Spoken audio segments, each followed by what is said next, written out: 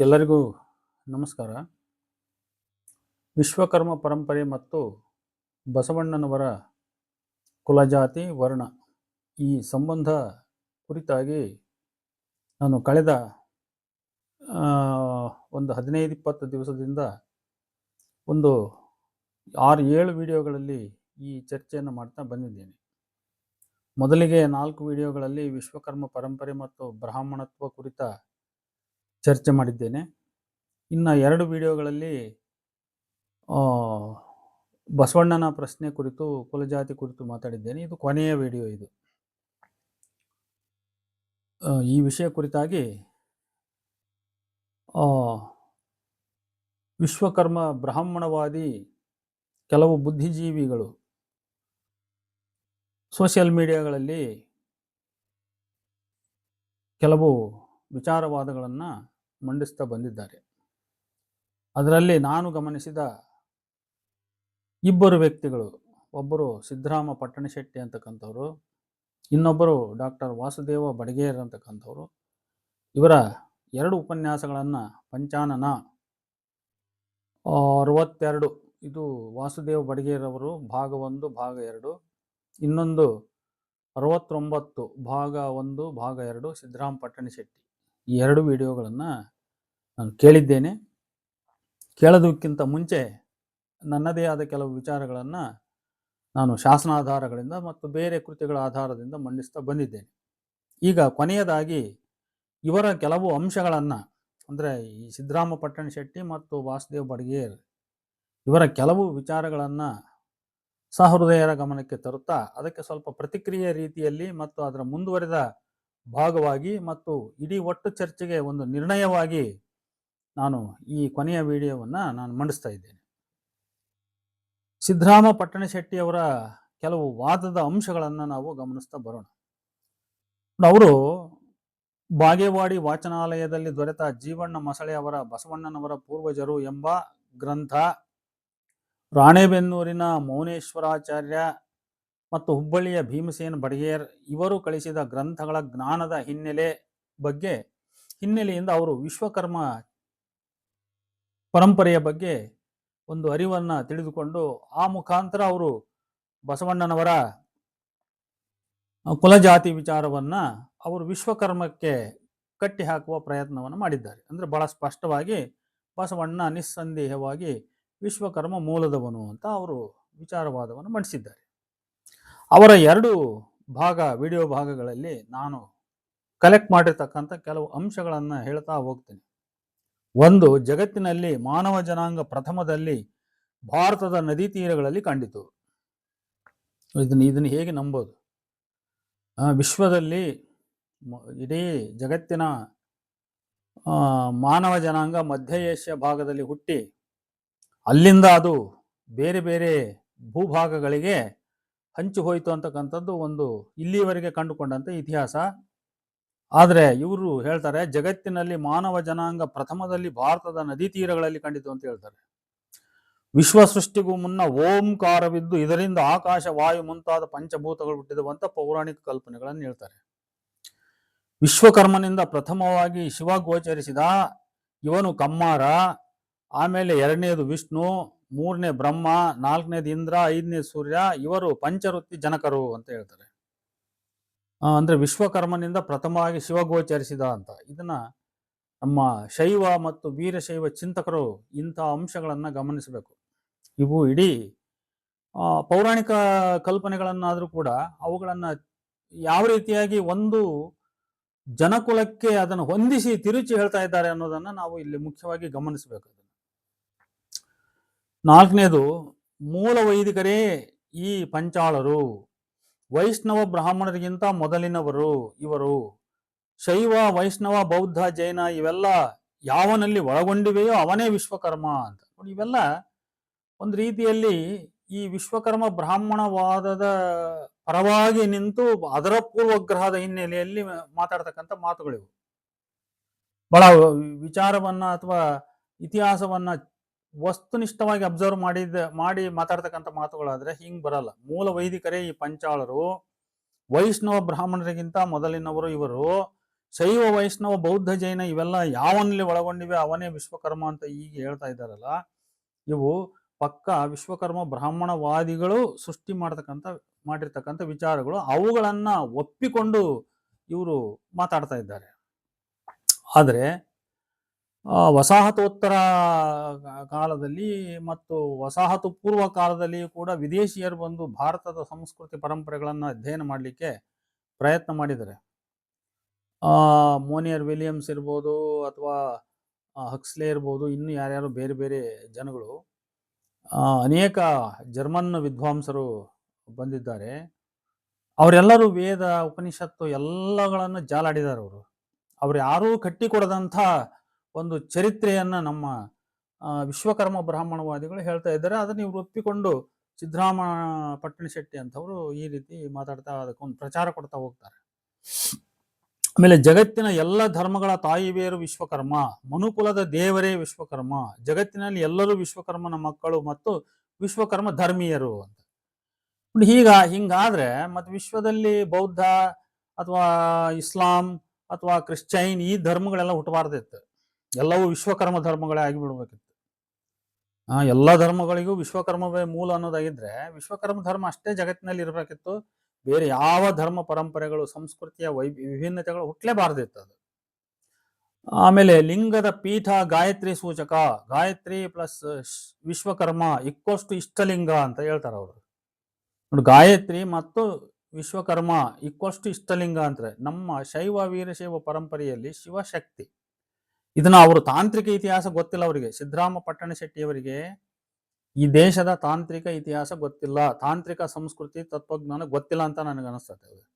ತಾಂತ್ರಿಕ ಶಕ್ತಿ ಅವರಿಗೆ ಗೊತ್ತಿದ್ರೆ ಶಕ್ತಿಯ ಮೂಲ ಎಲ್ಲಿದೆ, ಆ ಶಕ್ತಿಯಿಂದ ಮುಂದೆ ಶಿವ ಹೆಂಗ ಹುಡ್ತಾನೆ, ಶಕ್ತಿ ಯಾವುದರ ಸಂಕೇತ, ಶಿವ ಯಾವುದರ ಸಂಕೇತ, ಅವೆರಡೂ ಸೇರಿದ್ರೆ ಸೃಷ್ಟಿ ತತ್ವ ಹೇಗಾಗ್ತತಿ, ಆ ಸೃಷ್ಟಿ ತತ್ವದ ಸಂಕೇತವಾಗಿ ಲಿಂಗ ಅನ್ನುವ ಕಲ್ಪನೆ ಹೆಂಗ್ ಬಂದಿದೆ, ಆಮೇಲೆ ಇಷ್ಟಲಿಂಗದ ಕಾನ್ಸೆಪ್ಟ್ ಹೇಗೆ ಬಂದಿದೆ, ಇದರಲ್ಲಿ ಶಿವಲಿಂಗದಲ್ಲಿ ನಾವು ಶಿವ ಮತ್ತು ಶಕ್ತಿ ಅಂದ್ರೆ ಶಿವ ಮತ್ತು ಪಾರ್ವತಿ ಇವೆರಡರ ಸಮ್ಮಿಲನವನ್ನ ನಾವು ಹೇಗೆ ಕಾಣ್ತೀವಿ ಅನ್ನೋದು ಇಲ್ಲಿ ಪ್ರಥಮವಾಗಿರ್ತಕ್ಕಂಥದ್ದು. ಆದರೆ ಇದನ್ನ ವಿಶ್ವಕರ್ಮ ಬ್ರಾಹ್ಮಣವಾದಿಗಳಿಗೆ ತಕ್ಕಂತೆ ಅವರು ಒಪ್ಪುವಂತೆ ಇತಿಹಾಸವನ್ನ ಅಥವಾ ತತ್ವವನ್ನ ತಿದ್ದಿ ಹೇಳುವ ರೀತಿ ಇದು. ಹಾಗಾಗಿ ಅವರಿಂದ ಶಬಾಷ್ಗಿರಿ ಪಡ್ಕೊಳಕ್ಕೆ ಗಾಯತ್ರಿ ಮತ್ತು ವಿಶ್ವಕರ್ಮ ಈಕ್ವಲ್ಸ್ ಟು ಇಷ್ಟಲಿಂಗ ಅಂತ, ಅದು ಶಿವಪಾರ್ವತಿ ಸೂಚಕ ಆಗುವುದಕ್ಕೂ ಮೊದಲು ಗಾಯತ್ರಿ ಮತ್ತು ವಿಶ್ವಕರ್ಮ ಸೂಚಕವಾಗಿತ್ತು ಅಂತ ಬಹಳ ಸ್ಪಷ್ಟವಾಗಿ ಹೇಳ್ತಾರೆ ಅವರು. ಈ ರೀತಿ ಇವರು ಇತಿಹಾಸಗಳನ್ನ ಅಥವಾ ಧಾರ್ಮಿಕ ತತ್ವಗಳನ್ನ ಪರಿಕಲ್ಪನೆಗಳನ್ನ ತಿರುಚುತ್ತಾ ಹೋಗ್ತಕ್ಕಂಥದ್ದು ಇದು. ಆಮೇಲೆ ಬಸವಣ್ಣನ ಅಣ್ಣ ದೇವರಾಜ ಎಲ್ಲಿ ಹೋದ, ಏನು ಮಾಡಿದ ಎನ್ನುವುದು ತಿಳಿಯದು, ಅವನೇ ಮೂರು ಜಾವಿ ದೇವರಾಗಿ ವಿಶ್ವಕರ್ಮ ಸಮಾಜಕ್ಕೆ ಜಗದ್ಗುರುವಾದ ದೇವರಾಜನೇ ಮೂರು ಜಾವಿ ದೇವರು ಅಂತ. ಇದು ಎಷ್ಟು ಅಪ್ಪಟ ಸುಳ್ಳು ಮತ್ತು ಬೇಸ್ಲೆಸ್ ಅನ್ನೋದನ್ನು ನಾನು ಹಿಂದಿನ ವಿಡಿಯೋದಲ್ಲಿ ತೋರಿಸಿದ್ದೇನೆ. ಆದ್ರಿಂದ ಇಲ್ಲಿ ಹೇಳ್ತಕ್ಕಂಥ ಅವಶ್ಯಕತೆ ಇಲ್ಲ. ಆದರೆ ಬಹುಶಃ ಜೀವಣ್ಣ ಮಸಳೆ ಹುಟ್ಟಾಕಿರೋ ವಿಚಾರದ ಬೀಜ ಇರೋದಿಲ್ಲೇ ಅನಿಸ್ತದೆ ನನಗೆ. ಆ ವಿಚಾರದ ಬೀಜವನ್ನ ಇಂಥವರು ಅದರ ಶಾಸನದ ಡೇಟ್ ಯಾವುದು, ಇಸ್ವಿ ಯಾವುದು, ಆಮೇಲೆ ದೇವರಾಜ ಯಾವ ಕಾಲದವನು, ಮೂರು ಜಾವಿ ಯಾವ ಕಾಲದವನು, ಇವ್ರಿಗೂ ಅಸೋಸಿಯೇಷನ್ ಮಾಡ್ಲಿಕ್ಕೆ ಅದು ಮ್ಯಾಚ್ ಆಗ್ತತೋ ಇಲ್ವೋ, ಇದ್ಯಾವುದನ್ನು ಪೂರ್ವಾಪರ ಲೆಕ್ಕ ಮಾಡದೆ ಇವರು ಇದನ್ನು ಒಪ್ಪಿಕೊಂಡು ಇದಕ್ಕೊಂದು ಪ್ರಚಾರವನ್ನು ಕೊಡ್ತಾ ಇರತಕ್ಕಂಥದ್ದು ದುರದೃಷ್ಟಕರ. ಇದು ಕೂಡ ಬೇಸ್ಲೆಸ್ ವಿಚಾರ ಇದು. ಆಮೇಲೆ ಜೀವಣ್ಣ ಮಸಳೆ, ಬಸವಣ್ಣನ ಪೂರ್ವಜರು ಆಂಧ್ರ ಪ್ರದೇಶದ ಕಮ್ಮೆ ಬ್ರಾಹ್ಮಣರು, ಅವರು ಶಾಂಖ್ಯಾಯನ ಗೋತ್ರದವರು ಎಂಬುದನ್ನು ಒಪ್ಪಲಾಗದು, ಸನಾಗ ಸನಾತನ ಔಗುಣ ಪ್ರತ್ಯುಷ ಅಂತ ಏನನ್ನು ಹೇಳ್ತಾರೆ ಅವರು. ಈ ಗೋತ್ರದ ವಿಚಾರಗಳು ಇರಲಿ, ಇಲ್ಲಿ ಕೂಡ ಅವರು ಜನಾಂಗದ ವಿಚಾರವೂ ಕೂಡ ತಪ್ಪು ಅಂತ ನಾನು ಹೇಳಲಿದ್ದೀನಿ. ಆಮೇಲೆ ಸ್ಮಾರ್ತ ವಿಶ್ವಕರ್ಮ ನಿಕಟ ಸಂಬಂಧವಿದೆ ಅಂತ ಹೇಳ್ತಾರೆ. ಇದಕ್ಕೂ ನಾನು ಮುಂದೆ ಪ್ರತಿಕ್ರಿಯೆ ಮಾಡಲಿದ್ದೀನಿ.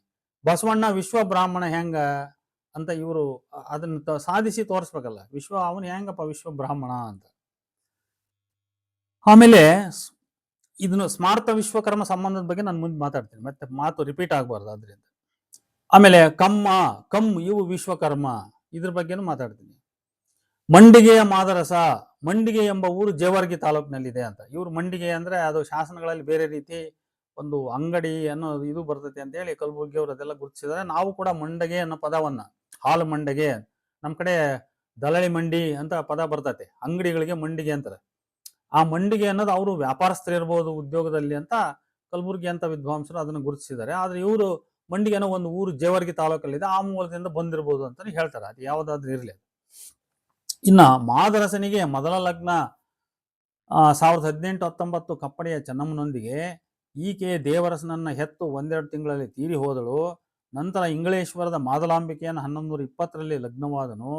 ಈಕೆಯ ತಂದೆ ವಾಸುದೇವ, ತಾಯಿ ಮುತ್ತಬ್ಬೆ, ಆಕೆಗೆ 3 ಜನ ಅಣ್ಣಂದಿರು, ಸಿದ್ಧರಸ, ಪರದೇವ ಅಥವಾ ಬಲದೇವ, ನೀಲಕಂಠ ಅಂತ. ಹೀಗೆ ಮುತ್ತಬ್ಬೆಯ ತವರೂರು ಕಪ್ಪಡೆ ಸಂಗಮ, ನೀಲಕಂಠ ಕಪ್ಪಡೆಯಲ್ಲಿದ್ದ, ಸಿದ್ಧರಸ, ಬಲದೇವ, ಪರದೇವ ಪೆರ್ಮಾಡಿಯಲ್ಲಿದ್ದರು. 1123-24ರಲ್ಲಿ ನಾಗಲಾಂಬಿಕೆ ಜನಿಸಿದಳು. ಅದಾದ ಮೇಲೆ 1131-32ರಲ್ಲಿ ಬಸವಣ್ಣ ಜನಿಸಿದ ಅಂತ ಹಿಂಗೆ ಅವ್ರದ್ದೊಂದು ಇದನ್ನು ಕೊಡ್ತಾ ಹೋಗ್ತಾರೆ. ಇದು ಭಾಗ 1 ವಿಡಿಯೋದಲ್ಲಿ. ಇನ್ನು ಭಾಗ 2ರಲ್ಲಿ ಏಕಾಂತರಾಮಯ್ಯನ ಪವಾಡದ ಕತೆ, ಆಮೇಲೆ ಸಿದ್ದೇಶ್ವರ ಪುರಾಣ, ಹರಿಹರನ ರಗಳೆ, ಗುಬ್ಬಿ ಮಲ್ಲಣ್ಣನ ವೀರಶೈವಾಮೃತ ಮಹಾಪುರಾಣ ಎಲ್ಲಾ ಕೃತಿಗಳಲ್ಲಿ 3 ಜಾವಿ ದೇವರು ಮಾಡಿದ ಪವಾಡದ ವರ್ಣನೆ ಇದೆ ಅಂತ ಹೇಳ್ತಾರೆ. ಅವರು ರಗಳೆಯಲ್ಲಿ ಎಲ್ಲಿದೆ? ರಗಳೆಯಲ್ಲಿ ಇಲ್ಲವೇ ಇಲ್ಲ. ಆಮೇಲೆ ಸಿದ್ದೇಶ್ವರ ಪುರಾಣ ಸ್ವಲ್ಪ ಬರ್ತದೆ, ಅದು ಗುಬ್ಬಿ ಮಲ್ಲಣ್ಣನ ಇದರಲ್ಲಿ ಕೂಡ ಸ್ವಲ್ಪ ಬರ್ತದೆ. ಆದ್ರೆ ಅಲ್ಲಿ 3 ಜಾವಿ ದೇವರು ಅನ್ನೋ ಒಂದು ಸ್ವಲ್ಪ ವಿಷಯಗಳು ಬರ್ತದೆ ಅಷ್ಟೇ. ಅವು ಕೂಡ ಕೆಲವು ಇವುಗಳನ್ನ ಓವರ್ಲುಕ್ ಮಾಡಿರ್ತಕ್ಕಂಥ ವಿಚಾರಗಳೇ ಅವು. 3 ಜಾವಿ ವಚನ ರಚಿಸಿಲ್ಲ, ಪವಾಡ ಮಾಡಿರುವನು, ಬಾವಿಯಲ್ಲಿ ಬಿದ್ದ ಮಗು ಬದುಕಿಸಿದ ಅಂತ ಹೇಳ್ತಾರೆ. ವಿಶ್ವಕರ್ಮರು ವೇದಗಳಿಗಿಂತ ಆಗಮಗಳನ್ನು ಶ್ರೇಷ್ಠ ಮಾಡಿರುವರು, ಕಾರಣ ವೀರಶೈವ ವಿಶ್ವಕರ್ಮರಿಗೆ ಆಗಮ ಶಕ್ತಿ ಕೊಟ್ಟಿವೆ ಅಂತ ಹೇಳ್ತಾರೆ ಅವರು. ಅಂದ್ರೆ ವಿಶ್ವಕರ್ಮರೇ ಆಗಮಗಳನ್ನು ಎತ್ತಿ ಹಿಡಿದ್ರು ಅಂತ. ಆದ್ರೆ ಶೈವ ಪಂಥವನ್ನೇ ಮೂಲಿಗೊತ್ತಿ ಬಿಟ್ರಿ ಇವರು. ಅದು ಕಾಶ್ಮೀರ ಶೈವ ಇರಲಿ, ತಮಿಳುನಾಡು ಶೈವ ಇರಲಿ, ಭಾರತದಲ್ಲಿ ಬೆಳೆದಂತ ದೊಡ್ಡ ಶೈವ ಅದು ತಾಂತ್ರಿಕ ಮತ್ತು ಆಗಮಿಕ. ಆಗಮ ಪರಂಪರೆ ಹುಟ್ಟಿರ್ತಕ್ಕಂಥದ್ದೇ ರಾತ್ಯ ಪರಂಪರೆ. ರಾತ್ಯ ಪರಂಪರೆಯ ಮೂಲದಿಂದ. ರಾತ್ಯ ಪರಂಪರೆ ಅಂದ್ರೆ ಅವರು ಒಂದು ಕಡೆ ವೈದಿಕರಲ್ಲ, ಅವೈದಿಕರಲ್ಲ, ಇವೆರಡರ ಸಮ್ಮಿಶ್ರಣದಿಂದ ಹುಟ್ಟಿರ್ತಕ್ಕಂಥ ಒಂದು ಪಂಥ ಪರಂಪರೆ. ಅದು ಕಾಳಾಮುಖ, ಲಾಕುಳ, ಪಾಶುಪತ ಈ ಪರಂಪರೆಗಳಿಗೆ ಕಾರಣವಾಗಿರ್ತಕ್ಕಂಥ ಪರಂಪರೆ. ಅವರಿಂದ ಹುಟ್ಟಿರ್ತಕ್ಕಂಥದ್ದು ಅದು ಆಗಮ ಪರಂಪರೆ. ಆದರೆ ಅಂತ ದೊಡ್ಡ ಆಗಮ ಪರಂಪರೆಯನ್ನ ಇವರು ಸೈಡ್ಲೈನ್ ಮಾಡಿ ಅದನ್ನ ವಿಶ್ವಕರ್ಮರಿಗೆ ಗಂಟು ಹಾಕಿ ಅವ್ರನ್ನ ಹೈಲೈಟ್ ಮಾಡ್ತಾ ಹೊರಟಿದ್ದಾರೆ. ಇದು ಕೂಡ ಒಪ್ತಕ್ಕಂಥ ವಿಚಾರಗಳೇ ಅಲ್ಲ ಇವ್ರು ಹೇಳ್ತಕ್ಕಂಥದ್ದು. 3 ಜಾವಿ ದೇವರು 100 ಗ್ರಾಮಗಳಲ್ಲಿ ಪ್ರವಚನ ಮಾಡಿರುವನು ಅಂತ. ಎಲ್ಲಿ ಅಂತ ಅವರು ಒಂದಾದ್ರೂ ಎರಡಾದ್ರೂ ಹೇಳ್ಬೋದಾ? ಏನು ಹೇಳಿಲ್ಲ. ಕಲ್ಯಾಣದಲ್ಲಿ ಬಿಜ್ಜಳ ಮತ್ತು ಬಸವಣ್ಣನವರು 3 ಜಾವಿಗೆ ನಮಸ್ಕರಿಸಿ ನೀವು ಶಿವಸ್ವರೂಪಿಗಳು ಎಂದು ಬಸವಣ್ಣ ಹೊಗಳಿದರು ಅಂತ. ಅವರಿಗೆ 3 ಜಾವಿ ತಮ್ಮ ಅಣ್ಣನೆಂದು ತಿಳಿಯಲಿಲ್ಲವೇ ಅಂತ ನಮಗೆ ಪ್ರಶ್ನೆ ಬರ್ತದೆ. ಯಾಕಂದ್ರೆ ದೇವರಸ ಅಥವಾ ದೇವರಾಜ 3 ಜಾವಿ ಒಬ್ರೇ ಅಂತ ಅಂದಮೇಲೆ ಬಸವಣ್ಣಗೆ ಮತ್ತೆ ಇವ್ನು ನಮ್ಮಣ್ಣ ಅಂತ ಗೊತ್ತಿರ್ಲಿಕ್ಕಿಲ್ವೇ ಅಂತ. ಆಮೇಲೆ ಇವೆಲ್ಲವೂ ಇರ್ರಿಲೆವೆಂಟ್ ಅಸೋಸಿಯೇಷನ್ಸ್. ಅವ್ರು ಹೇಳ್ತಕ್ಕಂಥದ್ದು ಏನಿದೆ ಅವು ಒಂದು ರೀತಿ ಇರ್ರಿಲೆವೆಂಟ್ ಅಸೋಸಿಯೇಷನ್.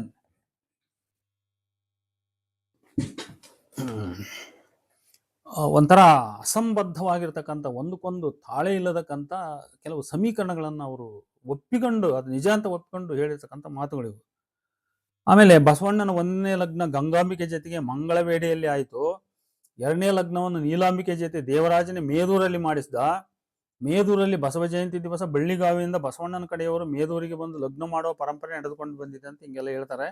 ಇವೆಲ್ಲವೂ ಕೂಡ ಕೆಲವು ರಿಸರ್ಚ್ ಪಾಯಿಂಟ್ ಅಂತ ಅನಿಸ್ಕೋಬಹುದು. ಯಾವುದೇ ಅಲ್ವೇ ಅಂತ ಪರಿಶೀಲನೆ ಮಾಡ್ತಕ್ಕಂಥದ್ದು. ಆಮೇಲೆ ಲಂಡನ್ನಲ್ಲಿ ಬಸವಣ್ಣನ ಮೂರ್ತಿ ಮೇಲೆ ಜನನ ಮರಣ ದಿನಾಂಕವನ್ನ 1134, 1196 ಎಂದು ಮಾತೆಮ್ಮಾದೇವಿ ಕೆತ್ತಿಸಿದ್ದಾರೆ. ಆದರೆ ಬಸವಣ್ಣನ ಮರಣ 1168, ಬಾಳಿದ್ದು ಕೇವಲ 36 ವರ್ಷ ಅಂತ ಹೇಳ್ತಾರೆ. ಅದವರ ಒಂದು ಅನಿಸಿಕೆ ಅಥವಾ ಅವರ ಪ್ರಮಾಣದ ಬೇಸ್ ಮೇಲೆ ಅದಿರಬಹುದು. ಅದನ್ನ ಬಸವಣ್ಣನ ಹುಟ್ಟು ಮತ್ತು ಸಾವಿನ ಬಗ್ಗೆ ವಿಭಿನ್ನವಾದ ಅಭಿಪ್ರಾಯಗಳಿವೆ. ಅದೇನಾದ್ರೂ ಇರಲಿ. ಇನ್ನು 3 ಜಾವಿಯು ಬಳ್ಳಿಗಾವಿ, ರಟ್ಟಿಹಳ್ಳಿಗಳಲ್ಲಿ ಸ್ಥಾನಾಚಾರಿಯಾಗಿದ್ದರು ಅಂತ ಹೇಳ್ತಾರೆ.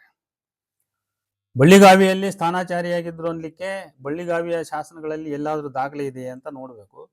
ರಟ್ಟಿಹಳ್ಳಿಯಲ್ಲಿ 3 ಜಾವಿ ಇದ್ದ ಅನ್ನೋದನ್ನ ಇವರು ಅಲ್ಲಿ 3 ಜಾವಿ ಹೆಸರು ಮಾತ್ರ ಬರುತ್ತೆ, ಆದ್ರೆ ಅಂತರವಳ್ಳಿ ಹೆಸರು ಬರಲ್ಲ. ರಟ್ಟಿಹಳ್ಳಿಯಲ್ಲಿ ಅವನು ಸ್ಥಾನಾಚಾರಿಯಾಗಿದ್ದ. ಆದ್ರೆ 3 ಜಾವಿ ಇಲ್ಲಿ ವಿಶ್ವಕರ್ಮ ಪರಂಪರೆಗೆ ಸಂಬಂಧಪಟ್ಟನಂತ ಅಲ್ಲಿ ಯಾವುದೇ ಸಾಕ್ಷ್ಯಾಧಾರಗಳಿಲ್ಲ. ಆಮೇಲೆ ಶಾಂತ ನಿರಂಜನ ಕೃತಿಯಲ್ಲಿ ಅಬ್ಬಲೂರು ಚರಿತೆಯಲ್ಲಿ ಬರ್ತಕ್ಕಂಥ ಚಿಕ್ಕೇಶನೇ ದೇವರಾಜ, ಆ ದೇವರಾಜನೇ 3 ಜಾವಿ ಅಂತ ಈ ರೀತಿ ಹೇಳಲಿಕ್ಕೆ ಶಾಸನಗಳಲ್ಲಿ ಆಧಾರಗಳಿಲ್ಲ ಮತ್ತು ಆ ಕೃತಿಯಲ್ಲಿ ಕೂಡ ಇಲ್ಲ. ಕೃತಿಯಲ್ಲಿ ಅದರ ಸಂಪಾದಕರು ಅಡಿಟಿಪ್ಪಣೆ ಕೊಟ್ಟಿರೋದನ್ನು ನಾವು ನಿಜ ಅಂತ ಒಪ್ಪಿಕೊಂಡು ಮಾತಾಡೋದಾಗಿದೆ ಹೊರತು ಅದರಲ್ಲಿ ಸರಿಯಾದ ದಾಖಲೆ ಪ್ರಮಾಣಗಳಿಲ್ಲ. ಇದನ್ನಾಗಲೇ ನಾವು ಹಿಂದೆ ಚರ್ಚೆ ಮಾಡಿದ್ದೇವೆ. ಆಮೇಲೆ ಬಸವಣ್ಣ ವಿಶ್ವಕರ್ಮ ಎನ್ನಲಿಕ್ಕೆ ಸಾಕ್ಷಿ ವಿಶ್ವಕರ್ಮನಾದ ಕಿನ್ನರಿ ಬೊಮ್ಮಯ್ಯನು ಬಿಜ್ಜಳನಿಗೆ ಪರಿಚಯಿಸುವಾಗ ಬಸವಣ್ಣ ಇವನು ನನ್ನ ತಂದೆಯ ಸಂಬಂಧಿಕ ಅಂತ ಪರಿಚಯಿಸಿದ. ಮತ್ತು ಅವನು ಕಿನ್ನರಿ ಬೊಮ್ಮಯ್ಯ ವಿಶ್ವಕರ್ಮ, ಅದಕ್ಕೆ ಇವನು ವಿಶ್ವಕರ್ಮ ಅಂತ ಈ ರೀತಿ ಅವರು ಹೇಳ್ತಾರೆ. ಆದ್ದರಿಂದ ಮಾದರಸ ವಿಶ್ವಕರ್ಮ ಕುಲದವನೆಂಬುದು 100ಕ್ಕೆ 100 ಖಾತ್ರಿ ಅಂತ ಹೇಳ್ತಾರೆ ಅವರು. 100ಕ್ಕೆ 100 ಸರಿ ಅಂತ ಹೇಳ್ತಾರೆ ಅವರು. ಆಮೇಲೆ ತಿಂತಿಣಿ ಮೌನೇಶ್ವರ ಹೇಳಿದ್ದು ಅಂತೇಳಿ ಅಕ್ಕನಾಗ ಅಕ್ಕ ಸಾಲಿಗ ಕಾಣೋ ಬಸವಣ್ಣ ಅಂತ ಏನು ಹೇಳಿದ್ದು ಒಂದು ಮಾತು ಹೇಳ್ತಾರೆ. ಮೂರ್ಜಾವಿ ಬಗ್ಗೆ ಅರ್ಜುನವಾಡ, ರಟ್ಟೆಹಳ್ಳಿ, ಚೌಡದಾನಾಪುರ ಶಾಸನಗಳು ಖಾತ್ರಿಯಾಗಿ ಸಿಕ್ಕಿವೆ ಅಂತ ಹೇಳ್ತಾರೆ. ಅರ್ಜುನವಾಡ ಶಾಸನದಲ್ಲಿ ಮೂರ್ಜಾವಿ ಹೆಸರಿಲ್ಲ. ಅಲ್ಲಿ ದೇವರಸ ದೇವರಾಜ ಅನ್ನೋದಿದೆ. ದೇವರಾಜನ್ನೇ ಇವರು ಮೂರ್ಜಾವಿ ಅಂತ ಲಿಂಕ್ ಮಾಡಿ ಮಾತಾಡ್ತಕ್ಕಂಥ ಮಾತು. ರಟ್ಟಿಹಳ್ಳಿಯಲ್ಲಿ ಮೂರ್ಜಾವಿ ಹೆಸರಿದೆ, ಆದರೆ ದೇವರಾಜನ ಹೆಸರಿಲ್ಲ. ಚೌಡದಾನಾಪುರ ಶಾಸನ ಎಷ್ಟನೇ ಇಸ್ವಿದು ಏನು ಅಂತ ಅವ್ರು ಯಾವುದನ್ನು ಹೇಳಿಲ್ಲ. ಆಮೇಲೆ ಉತ್ತರ ಕರ್ನಾಟಕದಲ್ಲಿ ಮೂರ್ಜಾವಿ ಸ್ಥಾಪಿಸಿದ 15-20 ಮಠ ಇದಾವೆ ಅಂತ ಹೇಳ್ತಾರೆ. ಆದ್ರೆ ಒಂದೆರಡು ಮಠದ ಉದಾಹರಣೆಯನ್ನು ಹೇಳಿಲ್ಲ ಅವರು. ವಿಶ್ವಕರ್ಮ ಸಿದ್ಧಾಂತ ವೀರಶೈವ ಸಿದ್ಧಾಂತ ವ್ಯತ್ಯಾಸವೇ ಇಲ್ಲ, ಪಂಚಪೀಠ ವಿಶ್ವಕರ್ಮರೊಳಗೆ ಭೇದವಿಲ್ಲ ಅಂತ ಹೇಳ್ತಾರೆ. ಇದನ್ನ ಕರ್ನಾಟಕದ ವೀರಶೈವ ಪರಂಪರೆ ಅಥವಾ ಲಿಂಗಾಯತ ಪರಂಪರೆ ಇವ್ರು ಹೇಳ್ತಕ್ಕಂಥ ಮಾತನ್ನ ಯಾವ ರೀತಿ ಸ್ವೀಕರಿಸ್ತದೆ ಅಂತ ನನಗೆ ಗೊತ್ತಿಲ್ಲ ಅದು. ಆದರೆ ಅವ್ರು ಹೇಳೋದು ಮಾತ್ರ ಈ ರೀತಿ ಬಹಳ ಸ್ಪಷ್ಟವಾಗಿ ವಿಶ್ವಕರ್ಮ ಸಿದ್ಧಾಂತ ವೀರಶೈವ ಸಿದ್ಧಾಂತ ವ್ಯತ್ಯಾಸವೇ ಇಲ್ಲ, ಪಂಚಪೀಠ ವಿಶ್ವಕರ್ಮರೊಳಗೆ ಭೇದವಿಲ್ಲ ಅಂತ ಹೇಳ್ತಾರೆ. ಮತ್ತು ವೀರಶೈವರಲ್ಲಿ ಜನಿವಾರ ಧಾರಣೆಯಲ್ಲಿದೆ. ಇವ್ರು ಯಾಕೆ ಜನಿವಾರ ಧರಿಸ್ತಾರೆ? ಮತ್ತು ಅವ್ರು ಯಾಕೆ ಕಾಳಿ ಪೂಜೆ ಮಾಡ್ತಾರೆ ಶಿವನ ಪೂಜೆ ಬಿಟ್ಟು? ಅವರಲ್ಲಿ ಯಾಕೆ ಲಿಂಗಧಾರಣೆ ಇಲ್ಲ? ಇವೆಲ್ಲ ಪ್ರಶ್ನೆಗಳು ನಾನು ಮುಂದೆ ಕೇಳಲಿದ್ದೇನೆ. ಇನ್ನು ಪಂಚಾನನ ಹೇಳ್ತೇನೆ ಕೇಳ 62 ವಾಸುದೇವ ಬಡಿಗೇರ್ ಉಪನ್ಯಾಸ ಭಾಗ 1 ಮತ್ತು ಭಾಗ 2 ಎರಡೂ ನೋಡಿದೆ. ಎರಡೂ ವಿಡಿಯೋಗಳಲ್ಲಿ ಮೊದಲನೆಯ ವಿಡಿಯೋ ಸಂಪೂರ್ಣ ನೀರಸ. ಅವರು ನಾನು ಕಲಬುರ್ಗಿಯವರ ಶಿಷ್ಯ, ಆಮೇಲೆ ನಾನು ಹುಟ್ಟಿದ್ದು ಬಾಗೇವಾಡಿಯ ಪಕ್ಕದ ಯಾವುದೋ ಒಂದು ಹಳ್ಳಿಯಲ್ಲಿ, ನಾವು ಪ್ರೈಮರಿ ಸ್ಕೂಲ್ ಇದ್ದಾಗ ಇದು ಬಸವಣ್ಣನ ಮನೆ ಅಂತ ಕರ್ಕೊಂಡು ಹೋಗಿದ್ರು, ಆಮೇಲೆ ಅವ್ರು ಹಿಂಗಂದ್ರು ಇವ್ರು ಹಂಗಂದ್ರು ಅಂತೇಳಿ ಸುಮ್ಮನೆ ಕೆಲವು ಚಾರಿತ್ರಿಕವಾಗಿ ಮಹತ್ವವಲ್ಲದ ಕೆಲವು ವಿಷಯಗಳನ್ನು ಸುಮ್ಮನೆ ಆ ಒಂದು ವಿಡಿಯೋದಲ್ಲಿ ಅವರು ಹೇಳ್ತಾ ಹೋಗಿದ್ದಾರೆ. ಎರಡನೇ ವಿಡಿಯೋದಲ್ಲಿ ಸ್ವಲ್ಪ ಏನೋ ಮುಖ್ಯ ಅನ್ನೋ ಕೆಲವು ವಿಚಾರಗಳಿದ್ದಾವೆ. ಅದರಲ್ಲಿ ಅವರು ಇಂಪಾರ್ಟೆನ್ಸ್ ಕೊಡ್ತಕ್ಕಂಥದ್ದು ಏನಂದರೆ, PB ದೇಸಾಯಿ ಅವರು ಬಸವೇಶ್ವರ ಅಂಡ್ ಇಸ್ ಟೈಮ್ಸ್ ಎಂಬ ಕೃತಿಯಲ್ಲಿ ಬಸವಣ್ಣ ವಾಜಿ ವಂಶ ವಾಜಿ ಕುಲದ ಕಾಶ್ಯಪ ಗೋತ್ರದವನು ಅಂದ್ರಂತೆ. ಅದರಲ್ಲಿ ಕಾಶ್ಯಪ ಗೋತ್ರವನ್ನು ಮುಖ್ಯವಾಗಿ ಪರಿಗಣಿಸಿರುವ ಈ ಬಡಿಗೇರರು ಬಸವಣ್ಣ ವಿಶ್ವಕರ್ಮ ಬ್ರಾಹ್ಮಣ ಅನ್ನಲು ಇದನ್ನೇ ಒಂದು ಪ್ರಮುಖ ಸುಳುಹು ಅಂತ ಅವ್ರು ಭಾವಿಸಿದ್ದಾರೆ. ನಮಗದು ಸ್ಪಷ್ಟವಾಗಿ ಗೊತ್ತಾಗ್ತದೆ. ಅದು ಇದ್ರ ಬಗ್ಗೆ ನಾನು ಹೇಳ್ತೀನಿ. ವಾಜಿ ಕುಲದ ಬಗ್ಗೆ, ಕಾಶ್ಯಪ ಗೋತ್ರದ ಬಗ್ಗೆ ನಾನು ಸ್ಪೆಷಲ್ ಆಗಿ ಶಾಸನಾಧಾರದಿಂದ ಮಾತಾಡ್ತಾ ಇದ್ದೀನಿ. ಅದರಿಂದ ಇಲ್ಲಿ ವಿಸ್ತರಿಸ್ತಕ್ಕಂಥ ಅವಶ್ಯಕತೆ ಇಲ್ಲ. ಅವರು ಅರ್ಜುನವಾಡ ಶಾಸನ ಪ್ರಸ್ತಾಪಿಸಿ ಅದರಲ್ಲಿ ಮುನಿ ಎಂಬ ಹೆಸರಿನ ಆಧಾರದಿಂದ ಬಸವಣ್ಣನವರ ವಂಶಸ್ಥರು ವಿಶ್ವಕರ್ಮರು ಮತ್ತು ಪಾಶುಪತ ಕಾಳಾಮುಖ ಪಂಥದವರೆಂದು ಚರ್ಚಿಸುವರು.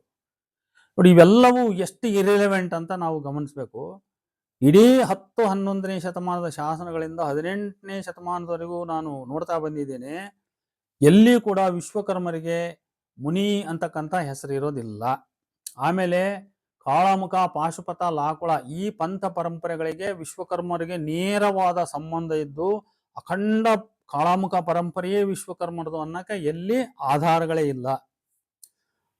ಆದ್ರಿಂದ ಇವರು ಅರ್ಜುನವಾಡ ಶಾಸನದಲ್ಲಿ ಬಸವಣ್ಣನ ವಂಶಸ್ಥರಿಗೆ ಮುನಿಯಿತ್ತು ಅಂತ ಹೇಳಿ ಆ ಮುನಿಯನ್ನ ಶಬ್ದನ ಕಾಳಾಮುಖಕ್ಕೆ ತಗೊಂಬಂದು ಕಾಳಾಮುಖನ ವಿಶ್ವಕರ್ಮರಿಗೆ ಅಸೋಸಿಯೇಟ್ ಮಾಡಿ ಇದು ವಿಶ್ವಕರ್ಮ ಅಂತ ಹಿಂಗೆ ಸುಮ್ಮನೆ ಒಂದಕ್ಕೊಂದು ಸಂಬಂಧ ತಾಳೆ ಇಲ್ಲದನ್ನ, ಹೊಂದಿಕೆ ಆಗದೆ ಇರೋದನ್ನ ರಿಲೇಟ್ ಮಾಡಿ ಮಾತಾಡ್ತಕ್ಕಂಥದ್ದು ಇದು ಚಾರಿತ್ರಿಕವಾಗಿ ವಸ್ತುನಿಷ್ಠತೆಗೆ ಬದ್ಧವಾಗಿ ಮಾತಾಡ್ತಕ್ಕಂಥವ್ರ ಮಾತಲ್ಲ, ಅಥವಾ ಸತ್ಯಕ್ಕೆ ಬದ್ಧವಾಗಿ ಮಾತಾಡ್ತಕ್ಕಂಥವ್ರ ಮಾತಲ್ಲ. ಅವ್ರ ಕುಲ ಜಾತಿ ವಿಚಾರಗಳು ಏನಾದರೂ ಇರಲಿ. ಆದರೆ ಒಬ್ಬ ಸಂಶೋಧಕರಾಗಿ ಚರಿತ್ರೆಗೆ ನಾವು ಬದ್ಧವಾಗಿ ಮಾತಾಡ್ತಕ್ಕಂಥ ಮಾತುಗಳು ಅವು ಹೀಗೆ ಬರಲಿಕ್ಕೆ ಸಾಧ್ಯವಿಲ್ಲ. ಆಮೇಲೆ ಬಾಲಸಂಗಯ್ಯನ ಕುರಿತು ಕೆಲ ಪೌರಾಣಿಕ ಕಥೆ ಹೇಳ್ತಾರೆ. ಬಸವಣ್ಣನ ವಚನಗಳಲ್ಲಿ ಸುಮಾರು 20 ವಚನಗಳು ಅಧಿಕ ಕಬ್ಬಿಣ, ಬಂಗಾರ, ಲೋಹ ಬರೋದು, ಚನ್ನಬಸವಣ್ಣನ ವಚನಗಳಲ್ಲಿ 7-8 ಕಡೆ ಬರೋದು ಅಂತ ಹೇಳಿ, ಆಮೇಲೆ ಚನ್ನಬಸವಣ್ಣನ 1108ನೇ ವಚನ, ಇದನ್ನಾಗಲೇ ನಾನು ಚರ್ಚೆ ಮಾಡಿದ್ದೇನೆ, ಅದರ ಕೊನೆ 14 ಸಾಲು ವಿಶ್ವಕರ್ಮ ಕುರಿತಿರೋದು. ಇದೆಲ್ಲವನ್ನು ನಂಬಿ ಇದು ವಿಶ್ವಕರ್ಮ ತತ್ವ ಅನ್ನಂಗೆ ಅವರು ಮಾತಾಡ್ತಾ ಇದ್ದಾರೆ. ನಾನು ಆಗಲೇ ಸ್ಪಷ್ಟವಾಗಿ ಹೇಳಿದ್ದೀನಿ, ಇಡೀ ವಚನವನ್ನು ನಾನು ಅರ್ಥೈಸಿದ್ದೀನಿ. 1108ನೇ ವಚನ, ಅಲ್ಲಿ ಇವರು ಕಲ್ಪನೆ ಮಾಡುವಂಥ ಕುಲ ಸಂಬಂಧಿಯಾಗಿರ್ತಕ್ಕಂಥ ವಿಶ್ವಕರ್ಮ ತತ್ವದ ಅಥವಾ ದೇವತೆಯ ಪ್ರಸ್ತಾಪ ಚನ್ನಬಸವಣ್ಣನ ವಚನದಲ್ಲಿ ಇಲ್ಲವೇ ಇಲ್ಲ. ಅಲ್ಲಿ ಪರಶಿವ ತತ್ವ, ಆ ಪರಶಿವ ತತ್ವವನ್ನೇ ಚನ್ನಬಸವಣ್ಣ ವಿಶ್ವಕರ್ಮ ಅಂತ ಅಂದಿದ್ದಾನೆ.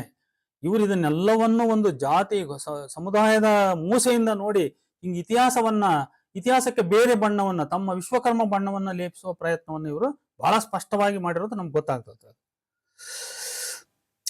ಇನ್ನ ಇವರ ಒಟ್ಟು ವಾದ ಯಾವುದೇ ಖಚಿತ ಪ್ರಮಾಣಗಳಿಲ್ಲದ್ದು, ನಾನು ಕೇಳಿಸ್ಕೊಂಡಿರೋ ಪ್ರಕಾರ ಯಾವುದೇ ನಿಖರವಾದ ಖಚಿತವಾದ ಪ್ರಮಾಣಗಳಿಲ್ಲದೆ ಹೇಳಿರ್ತಕ್ಕಂಥ ಮಾತುಗಳು. ಇನ್ನ ಲೇಖಕರ ಸಾಹಿತ್ಯ ಸಂವೇದನೆಗಳ ಬಗ್ಗೆ ನಾನು ಒಂದಿಷ್ಟು ವಿಚಾರ ಇಲ್ಲಿ ಮನ್ನಣೆ ಮಾಡಬೇಕಾಗಿದೆ. ಕೆಲವರು ಏನ್ ಹೇಳ್ತಾರೆ ಅಂದ್ರೆ, ಬಸವಣ್ಣನ ವಚನದಲ್ಲಿ ಕಬ್ಬಣ ಕರಗಿಸೋದು ಅಥವಾ ಬಂಗಾರ ಕರಗಿಸೋದು ಏನೋ ಕೆಲವು ಪದಗಳು ಅಭಿವ್ಯಕ್ತಿಗಳು ಬಂದಿದ್ದಾವೆ, ಇವೆಲ್ಲವೂ ಅವರ ಕುಲಮೂಲ ಹೇಳ್ತವೆ. ಅದರಿಂದ ನಾನು ಇಲ್ಲಿ ಜನರಲ್ ಆಗಿ ಕೆಲವು ವಿಚಾರ ಏನು ಹೇಳ್ತೀನಿ ಅಂದ್ರೆ, ಲೇಖಕರ ಸಾಹಿತ್ಯ ಸಂವೇದನೆಗಳ ಮೂಲಕ ಅವರ ಕುಲಜಾತಿಗಳ ಮೂಲವನ್ನು ಹುಡುಕುವುದು ಒಂದು ಮಿತಿಯಲ್ಲಿ ಅದು ಸರಿ ಅಂತ ಅನಿಸ್ಬೋದು ನಮಗೆ. ಒಂದು ಲಿಮಿಟೇಷನ್ಸ್ ನಲ್ಲಿ to some extent it may be true, it may be possible, but not at all. ಅದೆಲ್ಲವನ್ನು ನಾವು ಸತ್ಯ ಅಂತ ಯಾವತ್ತೂ ಅದನ್ನು ಒಪ್ಪಿಣಕ್ಕಾಗಲ್ಲ. ಆದ್ರಿಂದ ಅದು ಎಲ್ಲಾ ಸಂದರ್ಭದಲ್ಲಿ ಸರಿ ಅನ್ನಕ್ಕಾಗಲ್ಲ. ಒಬ್ಬ ಲೇಖಕನ ದತ್ತ ಅನುಭವಗಳು ಸಹ ಅವನ ಸಂವೇದನಾಶೀಲತೆಯನ್ನು ಸಂರಚಿಸುತ್ತವೆ. ದಲಿತನಲ್ಲದ ಲೇಖಕನು ಸಹ ದಲಿತ ಸಂವೇದನೆಗಳನ್ನು ತನ್ನ ಕೃತಿಯಲ್ಲಿ ಸೆರೆ ಹಿಡಿದು ಕೊಡಬಲ್ಲ. ಇದಕ್ಕೆ ಬಹಳ ಉತ್ತಮ ಉದಾಹರಣೆಯಾಗಿ ಜೈನರಾದ ಬ್ರಹ್ಮದೇವ ಹದಳಗಿ ಅಂತಕ್ಕಂಥವರು ಅವರ ಚಾಕ್ರಿ ನಿಂಬಜ್ಜ ಅನ್ನುವಂಥ ಒಂದು ಸಣ್ಣ ಕಾದಂಬರಿಯನ್ನು ಬರೆದರೆ ನಾನು ಅದನ್ನು ಓದಿದ್ದೇನೆ. ಮತ್ತು ನಮ್ಮ ಕುಂಬಾರ ವೀರಭದ್ರಪ್ಪನವರ ಅನೇಕ ಕಥೆಗಳು, ಅದರಲ್ಲಿ ಟೊಣಿಯ ಪಣಿಯ ಅಂತ ಈ ಥರದ ಕ್ಯಾರೆಕ್ಟರ್ ಬರ್ತಕ್ಕಂಥವು, ಅವರ ದೇವರ ಹೆಣ ಅನ್ನುವಂಥ ಒಂದು ಕತೆ ಉದಾಹರಣೆ ಅಂತ ತಗೋಬಹುದು. ಅಲ್ಲಿ ಸ್ವತಃ ಒಬ್ಬ ದಲಿತ ಕುಲದಲ್ಲಿ ಹುಟ್ಟಿ ಬಂದಿರತಕ್ಕಂಥವನು ಕೂಡ ಈ ತರದ ಸಂವೇದನೆಗಳನ್ನು ಕಟ್ಟಿಕೊಡ್ಲಿಕ್ಕೆ ಸಾಧ್ಯವಿಲ್ಲದಷ್ಟು ತೀವ್ರವಾದ ಅನುಭವಗಳನ್ನ ಬ್ರಹ್ಮದೇವ ಹದಳಗಿ ಆಗಲಿ ಅಥವಾ ವೀರಭದ್ರಪ್ಪನವರಾಗಲಿ ಕಟ್ಟಿಕೊಟ್ಟಿದ್ದಾರೆ. ವೀರಭದ್ರಪ್ಪ ಜಾತಿಯಲ್ಲಿ ಕುಂಬಾರರು, ಬ್ರಹ್ಮದೇವ ಹದಳಗಿ ಜಾತಿಯಲ್ಲಿ ಜೈನರು. ಮತ್ತೆ ಇವ್ರಿಗೆ ಹೆಂಗ ಅದು ದಲಿತ ಸಂವೇದನೆ ಸಾಧ್ಯವಾಯಿತು? ಮತ್ತೆ ಅವ್ರು ದಲಿತರಂತ ಹೇಳಕ್ಕಾಗತ್ತ ನಾವು? ಆಗಲ್ಲ. ಆದ್ರಿಂದ ಅವರ ಇತ್ತೀಚಿನ ಲ್ಯಾಟರೀನಾ ಅನ್ನೋದು, ವೀರಭದ್ರಪ್ಪನವರು ಲ್ಯಾಟರೀನಾ ಅನ್ನುವಂಥ ಸಪ್ನದವ್ರು ಬಿಡುಗಡೆ ಮಾಡಿದ್ರು, ಆ ಕಾದಂಬರಿ ಕೂಡ ಇಲ್ಲಿ ಉದಾಹರಣೆಗೆ ತಗೋಬಹುದು ನಾವು. ಕಬ್ಬಿಣ ಅರಗು ಬಂಗಾರ ಸಂಬಂಧವಾದ ಪದ ಸಂಕೇತ ಪ್ರತಿಮೆಗಳು ವಚನಗಳಲ್ಲಿ ಬಂದಾಕ್ಷಣ ಬಸವಣ್ಣ ಅಕ್ಸಾಲಿ ಅಥವಾ ಕಮ್ಮಾರ ಅಂತ ನಾವು ಹೇಳ್ತಕ್ಕಂಥದ್ದು ಎಷ್ಟು ಬಾಲಿಶ ಅಂತ ನನಗೆ ಅನಿಸ್ತೈತಿ. ಹಾಗಾದ್ರೆ ನಾನು ಬಸವಣ್ಣನವರ ವಚನಗಳಿಂದಲೇ ಕೆಲವು ಉದಾಹರಣೆಗಳನ್ನು ಕೊಡ್ತೀನಿ. ಕೂಸುಳ್ಳ ಸೂಳೆ ಒತ್ತೇ ಕೊಂಡಡೆ ಅನ್ನುವಂಥದ್ದು ವಚನ ಇರ್ಬೋದು, ಹಾದರಕ್ಕೆ ಹೋದಡೆ ಕಳದಮ್ಮವಾಯಿತು ಅನ್ನೋ ವಚನ. ಆಮೇಲೆ ಇವೆಲ್ಲವು ನೋಡಿ, ವೇಶ್ಯಾವೃತ್ತಿ, ಹಾದರಗಿತ್ತಿಗೆ ಸಂಬಂಧಪಟ್ಟಂಥವು. ಹಂಗಾದ್ರೆ ಇವ್ರಿಗೆ ಆ ವಂಶದಲ್ಲಿ ಹುಟ್ಟಿದ್ರು ಅಂತ ಹೇಳ್ಬೇಕಾಗತ್ತ. ಆಮೇಲೆ ಕೊಡೆಬಿಡಿ ಕುದುರೆಯ ರಾವು ತನೇರೆ ಅನ್ನುವಂಥ ಒಂದು ವಚನ ಇದೆ ಅವ್ರದ್ದು. ಅದರಲ್ಲಿ ಸೇನಾ ವೃತ್ತಿ ಸಂಬಂಧವಾದ ಸೈನಿಕರ ಅನುಭವದ ವಚನಗಳು. ಮತ್ತೆ ಹಂಗಾರೆ ಇವರು ಸೈನಿಕರು, ಕ್ಷತ್ರಿಯರು ಅಂತ ಅನ್ನಕ್ಕಾಗತ್ತ? ಇವ್ರು ರಾವುತ ವಂಶಕ್ಕೆ ಸಂಬಂಧಪಟ್ಟರು ಅಂತ ಹೇಳಕ್ಕಾಗತ್ತ? ಕಾಣೆ ಅರ್ಧ ಕಾಣೆ ಅನ್ನೋ ಮಾತು ಬಂದಾಕ್ಷಣ ಅವರೊಬ್ಬ ಬಸವಣ್ಣನ ವಣಿಕ ಅಂತ ಅನ್ನಕ್ಕಾಗತ್ತ? ನಾನು ಆರಂಭವ ಮಾಡುವೇನಯ್ಯ ಅಂದ ತಕ್ಷಣ ಆತ ಕೃಷಿಕನಾಗ್ಬಿಡ್ತಾನ. ಇಂಥ ಎಷ್ಟೋ ಉದಾಹರಣೆಗಳನ್ನ ನಾವು ಬಸವಣ್ಣನವರ ವಚನಗಳಿಂದ ಹೇಗೆ ತೆಗೆದು ತೋರಿಸ್ಬೋದು. ನಾವು ಇದನ್ನ ಅವರಿಗೆ ಉತ್ತರ ಕೊಡಬೇಕು ಅಂತಲೇ ನಾವು ಮನಸ್ಸು ಮಾಡಿದ್ರೆ ವಚನಗಳಲ್ಲಿ ಈ ತರದ ಅನೇಕ, ಯಾಕಂದ್ರೆ ನಾನು ಸಮಗ್ರ ವಚನಗಳನ್ನು ಓದಿದ್ದೇನೆ, ಈ ತರದ ಅನೇಕ ಅಭಿವ್ಯಕ್ತಿಗಳನ್ನ ನಾವು ಎಕ್ಸಾಂಪಲ್ ಆಗಿ ತಗೊಂಡು ವಿಶ್ಲೇಷಣೆ ಮಾಡ್ತಾ ಹೋಗ್ಬೋದು. ಒಬ್ಬ ಮನುಷ್ಯನಿಗೆ ದತ್ತವಾದ ಅನುಭವಗಳು ಕೂಡ ಇರ್ತವೆ, ತಮ್ಮ ಸುತ್ತಮುತ್ತ ಪರಿಸರದಲ್ಲಿ ನೋಡಿರ್ತಕ್ಕಂಥ ಅನುಭವಗಳೆಲ್ಲ ಇರ್ತವೆ. ಅದರಿಂದ ಕೇವಲ ಯಾವುದೋ ಅರಗು ಬಂಗಾರದ ಪ್ರತಿಮೆ ಬಂತು ಅಂದ ತಕ್ಷಣ ಈತನೊಬ್ಬ ನಿಸ್ಸಂದೇಹವಾಗಿ ವಿಶ್ವಕರ್ಮ, ಅದಕ್ಕೆ ಇವನಿಗೆ ಇದು ಬಂದು ಈ ಸಾಲು ಬರೀಲಿಕ್ಕೆ ಸಾಧ್ಯವಾಗೈತೆ ಅಂತ ಹೇಳ್ತಕ್ಕಂಥದ್ದು ಇದು ಬಹಳ ಒಂದು ಚೀಪ್ ಮೈಂಡೆಡ್ನೆಸ್ ಅನ್ನು ತೋರಿಸ್ತದೆ, ಒಂಥರ ಬಾಲಿಶತನ ಅಂತ ನನಗನ್ನಿಸ್ತದೆ. ಅದರಿಂದ ಬಸವಣ್ಣನ ವಚನಗಳ ಭಾಷೆ, ಪ್ರತಿಮೆ ಸಂಕೇತಗಳಲ್ಲಿ ಬಂದ 10-20 ಲೋಹ ಸಂಬಂಧಿ ಪದಗಳಿಂದ ಅವನನ್ನು ಅಕ್ಕಸಾಲಿ ಕಮ್ಮಾರ ಅಂತ ಹೇಳಕ್ಕಾಗದು. ಇದು ಬಾಲಿಶ. ಅವನ ಕರ್ಣಿಕ ವೃತ್ತಿ, ಭಂಡಾರಿ ವೃತ್ತಿಯಲ್ಲಿ ತೋರಿದ ಜಾಣ್ಮೆ, ಅವನ ತಂದೆ ಅಧಿಕಾರಿಯಾಗಿದ್ದುದು, ಅವನ ಸೋದರ ಮಾವ ಬಿಜ್ಜಳನ ಆಸ್ಥಾನದಲ್ಲಿದ್ದುದು, ಇವೆಲ್ಲ ಅವನು ವಿಶ್ವಕರ್ಮನಲ್ಲದ ಮತ್ತೊಂದು ಮೇಲುವರ್ಣ, ಮೇಲು ಜಾತಿಯಿಂದ ಬಂದವನೆಂಬುದನ್ನೇ ಬಹಳ ಬಲವಾಗಿ ಸೂಚಿಸುತ್ತವೆ. ಅವ್ರ ಬಿಜ್ಜಳನಿಗೆ ಅವರ ಲೆಕ್ಕದ ದೋಷವನ್ನ ಆತ ಕಂಡಿಡಿದು ತೋರಿಸಿದ್ದು, ಇತ್ಯಾದಿ ಇವೆಲ್ಲ ಉದಾಹರಣೆಗಳನ್ನು ಯಾಕೆ ತಗೋಬಾರ್ದು? ಆ ಮಾದಿರಾಜ ಆತ ಒಂದು ಊರಿನ ಮುಖಂಡನಾಗಿದ್ದ, ಈತ ಕರ್ಣಿಕನಾದ, ಅವ್ರ ಮಾವ ಬಿಜ್ಜಳನ ಆಸ್ಥಾನದಲ್ಲಿ ಒಂದು ಅಧಿಕಾರದಲ್ಲಿದ್ದ, ಆಮೇಲೆ ತನ್ನ ಅಳಿಯನನ್ನ ತಾನೇ ಹೋಗಿ ಭಂಡಾರಿ ಸ್ಥಾನಕ್ಕೆ ಸೇರಿಸಿದ, ಕರ್ಣಿಕ ಸ್ಥಾನಕ್ಕೆ. ಆಮೇಲೆ ಮುಂದೆ ಆತ ಈ ಮೇಲೆ ಭಂಡಾರಿಯಾದ, ಮಂತ್ರಿಯಾದ, ಇವೆಲ್ಲ ಅಲ್ಲಿ ಇರ್ತಕ್ಕಂಥದ್ದು. ಇವು ಹಿಂದಿನ ಕಾಲಕ್ಕೆ, ರಾಜರುಗಳ ಕಾಲಕ್ಕೆ ಕುಲ ಮೂಲ ಹಿನ್ನೆಲೆ ಇಲ್ಲದೆ ಯಾವ ಇಂಥ ಸ್ಥಾನಮಾನಗಳನ್ನ ಅನುಭವಿಸಿದ ಉದಾಹರಣೆಗಳು ಇತಿಹಾಸದಲ್ಲಿಲ್ಲ. ಅದರಿಂದ ಈಗ ಆ ವಿಷಯಕ್ಕೆ ನಾನು ನೆಕ್ಸ್ಟ್ ಬರೋದ್ರಿಂದ ಇಲ್ಲಿ ಜಾಸ್ತಿ ಮಾತಾಡೋದು ಬೇಡ. ಚರಿತ್ರೆಯುದ್ದಕ್ಕೂ ವಿಶ್ವಕರ್ಮ ಪರಂಪರೆಯಲ್ಲಿ ರೂಢಿಯಲ್ಲಿದ್ದ ಹೆಸರುಗಳಂತೆ ಬಸವಣ್ಣನ ಮನೆತನದ ಹೆಸರುಗಳಲ್ಲಿ ಯಾರ ಒಬ್ಬನ ಹೆಸರು ಓಜ ಅಥವಾ ಆಚಾರ್ಯ ಅಂತ ಬಂದಿಲ್ಲ. ಇದು ಬಹಳ ಮುಖ್ಯವಾಗಿ ಗಮನಿಸ್ಬೇಕು. ನಾವು ಚರಿತ್ರೆಯಲ್ಲಿ ಕಂಡಂತೆ ಎಲ್ಲ ವಿಶ್ವಕರ್ಮರ ಹೆಸರುಗಳು ಓಜ, ಆಚಾರಿ ಈ ರೀತಿ ಬರ್ತವೆ. ಕೇತೋಜ, ಈ ಮಲ್ಲೋಜ, ಬಸವೋಜ, ಬಸವ ಅಂತ ಬಂದ್ರು ಕೂಡ ಬಸವೋಜ ಅಥವಾ ಬಸವಾಚಾರಿ ಈ ತರ ಬರ್ತವೆ. ಮತ್ತೆ ಇಲ್ಲಿ ಒಬ್ಬ ಅವರ ಅಣ್ಣ ತಮ್ಮಗಳಲ್ಲಿ ಒಬ್ಬರ ಹೆಸರಾದ್ರೂ ಇರ್ಬೋದಲ್ಲ. ಇಡೀ ಕುಟುಂಬವೇ ಅವ್ರದ್ದು ವಿಶ್ವಕರ್ಮ ಕುಟುಂಬ ಅಂತ ಅಂದ್ಮೇಲೆ ಅವ್ರ ಅಪ್ಪ ಮಾದಿರಾಜ ಅನ್ನೋ ಬದ್ಲಿ ಮಾದಿಚಾರ್ಯ ಅಂತ ಇರ್ಬೋದಿತ್ತು, ಮಾದಿ ಓಜ ಅಂತ ಇರ್ಬೋದಿತ್ತು. ಮತ್ತೆ ಯಾಕಿರಲಿಲ್ಲ? ಮಾದಿ ರಾಜ ಯಾಕಾದ, ಮಾದರಸ ಅಂತ ಯಾಕಾದ? ಇವೆಲ್ಲ ಪ್ರಶ್ನೆಗಳು ಹುಡ್ತವೆ. ಯಾಕಂದ್ರೆ ಒಂದು ಹೆಸರು ಕೂಡ ಒಂದು ಸಂಸ್ಕೃತಿಯ ಒಂದು ವಾಹಿನಿ, ಅದು ಒಂದು ಕುಲಮೂಲವನ್ನ ಸೂಚಿಸ್ತದೆ ಅದು. ಅದರಿಂದ ಇವೆಲ್ಲವನ್ನು ಕೂಡ ಇವರು ಬಹಳ ಲಘುವಾಗಿ ತೆಗೆದುಕೊಂಡು ಒಂದು ಜಾತಿ ವಿಚಾರವನ್ನ ಏನೋ ಕೂಡಾಗಿ ಒಪ್ಪಿಕೊಂಡು ಮಾತಾಡ್ತಾ ಇದ್ದಾರೆ ಅಂತ ನನಗೆ ಇದರಲ್ಲಿ ಯಾವ ಅನುಮಾನವೂ ಇಲ್ಲ. ಆಮೇಲೆ ಅವನ ಕುಟುಂಬದ ಸದಸ್ಯರುಗಳ ಹೆಸರು ಅರ್ಜುನವಾಡ ಶಾಸನವನ್ನೇ ನಾವು ನಂಬುವುದಾದ್ರೆ ನೋಡಿ, ಅಲ್ಲಿ ಮುನಿಪ, ಅರಸ, ರಾಜ, ದೇವ ಈ ರೀತಿ ಬಂದವು ಹೊರತು ಮತ್ತೆ ಓಜ, ಆಚಾರ್ಯ ಅಂತ ಯಾಕೆ ಬಂದಿಲ್ಲ? ಅಲ್ಲಿ ಬರ್ಬೋದಿತ್ತಲ್ಲ, ಬಂದೇ ಇಲ್ಲಲ್ಲ ಅಲ್ಲಿ. ಹಾಗಾಗಿ ನೋಡಿ, ಕಲಿದೇವ, ದೇವರಸ, ದೇವರಸನ ಮಗ ಕಲಿದೇವ, ಕಲಿದೇವನ ಮಗ ಹಾಲಬಸವಿ ದೇವ. ಮತ್ತೆ ಈ ರೀತಿ ಯಾಕೆ ಬಂದ್ವಲ್ಲಿ ಹೆಸರುಗಳು ಅಂತ ನಾವು ಯೋಚನೆ ಮಾಡ್ಬೇಕು. ಹಾಲಬಸವಿ ಯೋಜ ಅಂತ ಬರ್ಬೋದಿತ್ತು, ಹಾಲಬಸವಿ ಚಾರ್ಯ ಅಂತ ಬರ್ಬೋದಿತ್ತು. ಬಸವಣ್ಣನ ತಂದೆಯ ಹಿರಿಯ ಹೆಂಡತಿಯ ಮಗನೆಂದು ಹೇಳಲ್ಪಡುವ ದೇವರಾಜ ದೇವರಸನನ್ನು 3 ಜಾವಿಯೊಂದಿಗೆ ಸಮೀಕರಿಸಿ ನೋಡುವುದರಲ್ಲಿ ಅರ್ಥವಿಲ್ಲ ಎಂದು ನಾನು ಆಗಲೇ ಸಾಧಿಸಿ ತೋರಿಸಿದ್ದೇನೆ. ಕ್ರಿಸ್ತಶಕ 1260 ಅರ್ಜುನವಾಡ ಶಾಸನದ ಕಾಲವನ್ನು ಲೆಕ್ಕಿಸಿದಾಗಲೂ ಸಹ ಬಸವಣ್ಣನ ಜನನ 1130-32 ಅಂತ ಆಗ್ಬೋದು, ಒಪ್ಪಿಗೆಬಹುದು ನಾವು. ಆದ್ರೂ ಕೂಡ ಆತನ ಸಾವಿನ ಕಾಲ ಮತ್ತೆ 1184-86 ಆಗಿ ಅಲ್ಲಿ ಆತ ಹೆಚ್ಚು ಕಮ್ಮಿ ಒಂದು 65-70 ವರ್ಷ ಬಾಳಿದ್ದ ಅಂತ ನಾವು ನಿರ್ಧಾರಕ್ಕೆ ಬರ್ಬೇಕಾಗ್ತದೆ. ಆತ ಇವರು ಸಿದ್ದರಾಮ ಪಟ್ಟಣ ಶೆಟ್ಟಿ ಹೇಳೋ ಪ್ರಕಾರ ಬರೀ 36 ವರ್ಷ ಬಾಳಿದ್ದ ಅನ್ನೋದು ಅಷ್ಟು ನಂಬಿಕೆ ಹುಟ್ಟಿಸಲ್ಲ. ಆಮೇಲೆ ದೇವರಾಜನ ಜನನ ಮಾತ್ರ ಅದು ಹೆಚ್ಚು ಕಡಿಮೆ ಆಗಲ್ಲ, ಅದು 1120-22 ಅಂತ ನಾವು ಒಪ್ಕೊಂಡ್ರೆ ಈ ದೇವರಾಜನೇ ರಟ್ಟಿಹಳ್ಳಿ ಶಾಸನೋಕ್ತ 3 ಜಾವಿ ದೇವ ಎನ್ನಲು ಆ 3 ಜಾವಿಯು 1238 ಶಾಸನ ಕಾಲದಲ್ಲಿ ಜೀವಿಸಿರುವುದರಿಂದ ಅವನು 120 ವರ್ಷಗಳಿಗೆ ಹೆಚ್ಚು ಬಾಳಿದ್ದ ಅಂತ ನಾವು ನಂಬಲಿಕ್ಕೆ ಆಗಲ್ಲ. ಆದ್ರಿಂದ ವಿಶ್ವಕರ್ಮ ಬ್ರಾಹ್ಮಣವಾದಿಗಳ ಈ ದೇವರಾಜ 3 ಜಾವಿ ಸಮೀಕರಣ ಹುರುಳಿಲ್ಲದ್ದು. ಇದು ಯಾವ ಕಾರಣಕ್ಕೂ ಇವರು ಈ ಸಮೀಕರಣವನ್ನು ಎಸ್ಟಾಬ್ಲಿಷ್ ಮಾಡಕ್ ಆಗಲ್ಲ, ಹೈಲಿ ಇಂಪಾಸಿಬಲ್ ಇದು.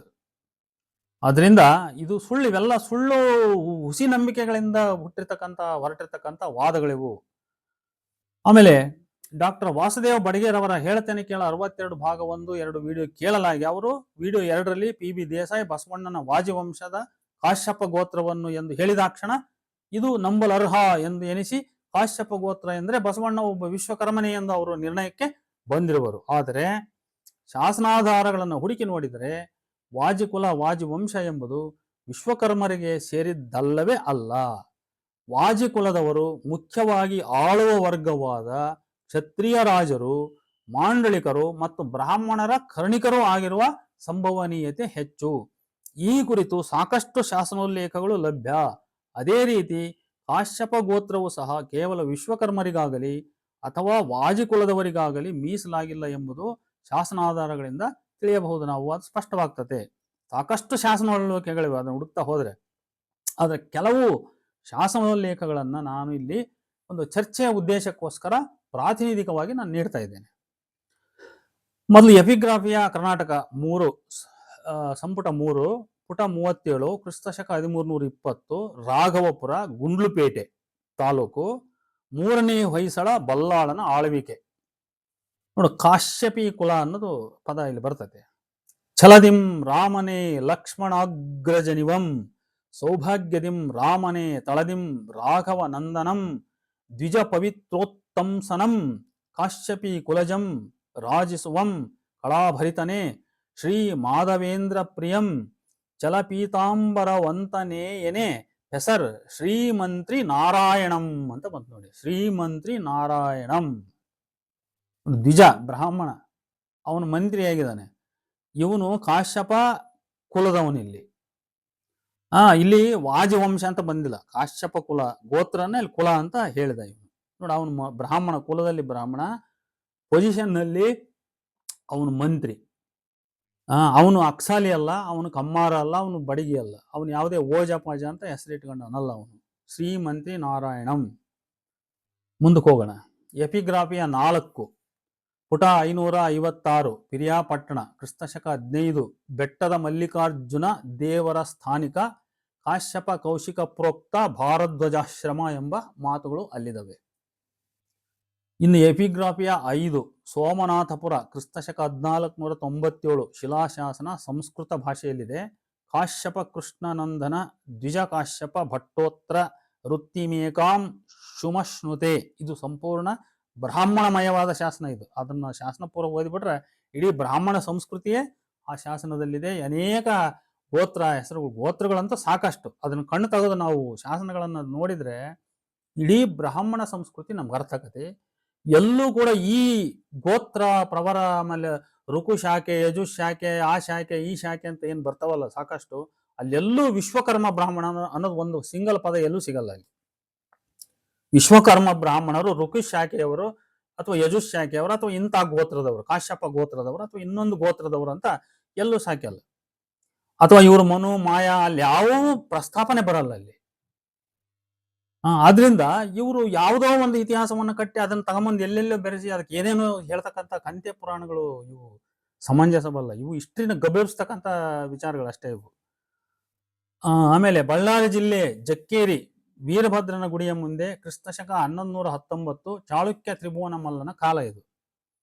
ವಾಜಿವಂಶದ ಶ್ರೀ ವತ್ಸ ಗೋತ್ರದ ಕೇಶಿರಾಜ, ಅವನ ಮಗ ಮಲ್ಲಪ ನಾಯಕ, ಇವನ ಮಗ ಮಾರ್ತಾಂಡ ನಾಯಕನು ಮಾರ್ತಾಂಡೇಶ್ವರ ದೇವಾಲಯ ಕಟ್ಟಿಸಿ ಶಿವಲಿಂಗ ಸ್ಥಾಪಿಸಿ ದಾನ ನೀಡುವನು. ಇವನನ್ನ ವಾಜಿಕುಲ ಮಗಣ್ಯಂ ಪುಣ್ಯಂ ಎಂದು ಬಣ್ಣಿಸಿದೆ. ನೋಡಿ, ಇಲ್ಲಿ ವಾಜಿವಂಶ, ವತ್ಸಗೋತ್ರ, ಕೇಶಿರಾಜ ಇವೆಲ್ಲ ಬಂತು. ಇಲ್ಲಿ ಆದ್ರೆ ಅವನ ಪೊಸಿಷನ್ ಏನು? ಮಲ್ಲಪ ನಾಯಕ, ಕೇಶಿರಾಜ, ಮಾರ್ತಾಂಡ ನಾಯಕ. ಅವನ್ಯಾರು ಮಾರ್ತಾಂಡೋಜ ಅಂತ ಬಂದಿಲ್ಲ, ಕೇಶಿ ಓಜ ಅಂತ ಬಂದಿಲ್ಲ, ಅಥವಾ ಕೇಶಾಚಾರ್ಯ ಅಂತ ಬಂದಿಲ್ಲ, ಏನಿಲ್ಲ. ಅಥವಾ ವಿಶ್ವ ಬ್ರಾಹ್ಮಣ ಅಂತನಾದ್ರೂ ಶಬ್ದ ಬಂದಿಲ್ಲ ಇಲ್ಲಿ. ಇವ್ರನ್ನ ಅಲ್ಲಿ ತಗೊಂಡೋಗಿ ತಳಕಾಕಕ್ಕೆ ವತ್ಸಗೋತ್ರ ಅಂತ ಉಲ್ಲೇಖ ಮಾಡಿರುವ ಒಬ್ಬ ವಿಶ್ವಕರ್ಮನ ಉದಾಹರಣೆ ಎಲ್ಲೇ ನಾನು ಕುಮಾರಸ್ವಾಮಿ ಬೆಟ್ಟದ ಶಾಸನದಲ್ಲೆಲ್ಲ ನೋಡಿದೆ. ಅಲ್ಲಿ ವತ್ಸ ಅಂತ ಅದು ಸ್ಪಷ್ಟವಾದ ಉಲ್ಲೇಖ ಇರಲಿಲ್ಲ. ಅವರ ಒಂದು ಬ್ರಾಹ್ಮಣಾನುಕರಣೆಯಲ್ಲಿ ಅಂತ ಗೋತ್ರದ ಹೆಸರನ್ನ ಒಬ್ಬನು ಹೇಳಿರೋದಿರ್ಬೋದು, ಆದ್ರೆ ಒಂದು ಸ್ಪಷ್ಟವಾದ ಅಭಿವ್ಯಕ್ತಿ ಉಕ್ತಿ ಎಲ್ಲಿ ಇಲ್ಲಲ್ಲ. ಇನ್ನು ನೋಡಿ, ಬಳ್ಳಾರಿ ಜಿಲ್ಲೆ ಕುಡಿತಿನಿ ಶಾಸನ 1148 ಶಿಲಾಶಾಸನ, ಚಾಳುಕ್ಯ ದೊರೆ ಜಗದೇಕ ಮಲ್ಲ ಕಲ್ಯಾಣದಿಂದ ರಾಜ್ಯಭಾರ ಮಾಡುತ್ತಿದ್ದ ವಾಜಿವಂಶದೊಳು ಹುಟ್ಟಿದ ಶಾಂಡಲ್ಯ ವಿನೂತ ಗೋತ್ರದ ದೇಕರಸನನ್ನ ವಿಪ್ರವಂಶ ಚೂಡಾರತ್ನ ಎಂದು ಬಣ್ಣಿಸಿದೆ. ನೋಡಿ, ಇಲ್ಲಿ ಇವನ್ಯಾರು? ಶಾಂಡಲ್ಯ ವಿನೂತ ಗೋತ್ರದ ದೇಕರಸ, ವಾಜಿವಂಶದ ಇವನು. ನೋಡಿ, ವಾಜಿವಂಶ ಕೇವಲ ಕಾಶ್ಯಪ ಗೋತ್ರಕ್ಕೆ ಮೀಸಲಾಗಿಲ್ಲ, ಅದು ಅದರೊಳಗೆ ಬೇರೆ ಬೇರೆ ಗೋತ್ರಗಳು ಬರ್ತವೆ. ಶಾಂಡಲ್ಯ ವಿನೂತ ಗೋತ್ರ ಅಂತೆ, ಅವನ ಹೆಸರು ದೇಕರಸ ಅಂತೆ, ದೇಕಾಚಾರ್ಯ ಅಂತ ಇಲ್ಲ, ದೇಕೋಜ ಅಂತ ಇಲ್ಲ. ವಿಪ್ರವಂಶ ಚೂಡಾರತ್ನ ಎಂದು ಬಣ್ಣಿಸಿದೆ. ಇನ್ನ ಬಳ್ಳಾರಿ ಜಿಲ್ಲೆ ಹಿರೇಹಡಗಲಿ 1212ನೇ ಇಸ್ವಿ ಹೊಯ್ಸಳರಾಜ ವಿಷ್ಣುವರ್ಧನನ ಹಿರಿಯ ರಾಣಿ ಪದುಮಲದೇವಿ ಹೊಸ ಪಡಂಗಿಲಿಯನ್ನು ಆಳುತ್ತಿದ್ದಾಗ ಬ್ರಾಹ್ಮಣ ದಂಡನಾಯಕ, ಗಂಗಿಮಯ್ಯ ನಾಯಕ ಮತ್ತು ದಾಮಣ ದಂಡನಾಯಕರು ಹಿರಿಯಕೆರೆ, ತುಂಬಿನ ಕೆರೆಗಳಿಗೆ ಭೂದಾನ ಮಾಡಿದರು. ಇಲ್ಲಿ ಗಂಗಿಮಯ್ಯನನ್ನ ಬಣ್ಣಿಸಿರುವುದು ಹೀಗೆ: ಗೌತಮ ಗೋತ್ರದ ಕಾಮಧೇನು ವಾಜಿ ಕುಳ ದಿನೇಶ ನೇಚಲೆ ಮಹಾತ್ಮೆಯ ವಲ್ಲಭ ಗಂಗಿಮಯ್ಯ ನಾಯಕ ಅಂತ ಇದೆ. ನೋಡಿ, ಇಲ್ಲಿ ಇವನು ಗಂಗಿಮಯ್ಯ ನಾಯಕ. ಗಂಗಿಮಯ್ಯ ನಾಯಕನ ವರ್ಣನೆಯಲ್ಲಿ ಗೌತಮ ಗೋತ್ರದ ಕಾಮಧೇನು ವಾಜಿಕುಳ ದಿನೇಶ ಅಂತ ಬಂತು. ಇಲ್ಲಿ ಗೌತಮ ಗೋತ್ರ ಬಂತು ನೋಡಿ, ಎಷ್ಟು ಗೋತ್ರ ಬಂದು, ವಾಜಿಕುಲದಲ್ಲಿ ಏನೇನೋ ಎಷ್ಟೆಷ್ಟು ಗೋತ್ರಗಳು ಬಂದು. ಇನ್ನು ಬಳ್ಳಾರಿ ಜಿಲ್ಲೆ ಹರಪನಹಳ್ಳಿ ತಾಲೂಕು ದುಗ್ಗವತಿ, ಕ್ರಿಸ್ತಶಕ 1126, ಚಾಳುಕ್ಯ ತ್ರಿಭುವನ ಮಲ್ಲನ ಕಾಲ ಇದು. ಸ್ವಸ್ತಿ ಯಮನಿಯಮ ಸ್ವಾಧ್ಯಾಯ ಅಂತೇಳಿ ಹಿಂಗೆ ಕಾಲಾಮುಖ ಗುರುಗಳ ವರ್ಣನೆ ಹೆಂಗೆ ಬರ್ತದೆ ಹಂಗೆ ಕೆಲವು ಅಭಿವ್ಯಕ್ತಿಗಳೆಲ್ಲ ಬಂದು, ಬ್ರಹ್ಮ ವಂಶೋದ್ಭವಂ ವಾಜಿ ಕುಲಾಂಬರ ರಾಜನು ಚಲದಂಕ ರಾಮನು ಶ್ರೀಮನ್ನಾಳ್ ಪ್ರಭು ದುಗ್ಗವತಿಯೂರುಡೆಯ ಬ್ರಹ್ಮದೇವಯ್ಯ ನಾಯಕರು ಅಂತ ಬರ್ತದೆ ನೋಡಿ. ಬ್ರಹ್ಮ ವಂಶೋದ್ಭವಂ ಬ್ರಾಹ್ಮಣ, ವಾಜಿ ಕುಲಾಂಬರ ರಾಜನು